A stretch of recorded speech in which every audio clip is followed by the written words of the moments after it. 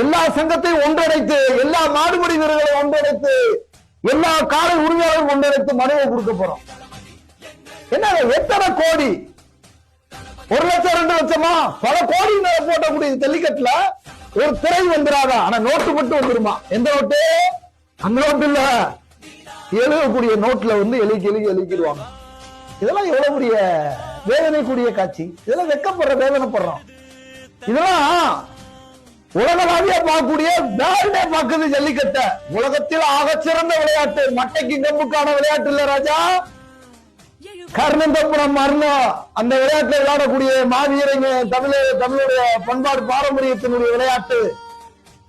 அந்த விளையாட்டுல மறைமுகத்தன்மையா உங்க நோட்ல எழுதிக்கிடுவாங்களாம். அதுல ஒரு லைவ் சேனல், எத்தனையோ மீடியா சேனல் உறவுகள் கேட்பாங்க, எங்க எத்தனை மாடு விளையாண்டுருக்கீங்க, லைவ் போடணும். 2026ஆம் ஆண்டு திரையில் அமைச்சு போடணும். அப்படி இல்லையா அந்த பிரைஸே எங்களுக்கு வேணாம்.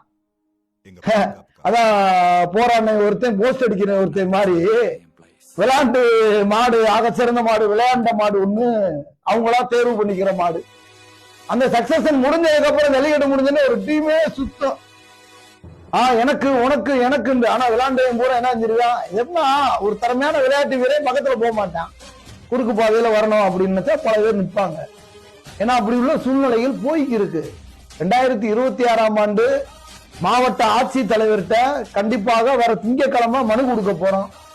அன்னை வணிகத்துறை மற்றும் பத்திரத்துறை அமைச்சர்கிட்ட எங்கள் ஓட்டு போட்டாலும் போடாட்டி எங்களுடைய அமைச்சர், ஏன்னா அவருக்கு கண்டிப்பாக வந்து மதுரையின் அமைச்சர், தமிழகத்தினுடைய அமைச்சர், எங்களுடைய கோரிக்கையை கண்டிப்பாக சொல்லத்தான் செய்வோம். அந்த சோழவந்தன் சட்டமன்ற உறுப்பினர் அண்ணன் வெங்கடேசன் அண்ணன் அவர்கிட்டையும் மனுவை கொடுப்போம். ஏன்னா எங்களுடைய உரிமையை கண்டிப்பா கேட்டுக்கிட்டே தான் இருப்போம். அதுக்காண்டி தயிர் சோறு திங்கணும், கறி சோறு திங்கணும், நீங்க இப்படித்தான் வாழணும்ன்றதெல்லாம் இல்ல, எங்க உரிமையை தான் நாங்க கேட்கிறோம். நீங்க வந்து எங்களுக்கு இந்த 5 ஏக்கர் நெஞ்சையும் நீங்க கூடுதலா இருக்கலாம். எங்க விளையாட்டை வேர்வைக்கு பதில ரத்தத்தை சிந்தி ஒவ்வொரு வீரனும் வெளிப்படுத்தி தான் வாங்குறான். ஒவ்வொரு காலை உரிமையாளர்களும் தன்னுடைய காலையை வந்து திறமைய வெளிப்படுத்தி தான் வாங்குறாங்க. இந்த ஊர் மாடு இத்தனை இவ்வளவு மணி நேரம் விளையாண்டு இருக்கு, புள்ளியல் அடிப்படையில போடலாம்ல. இந்த ஊர் வீரரு இத்தனை காலையை பிடிச்சிருக்கேன்னு சொல்லி பட்டியலிட்டு போடலாம்லங்க.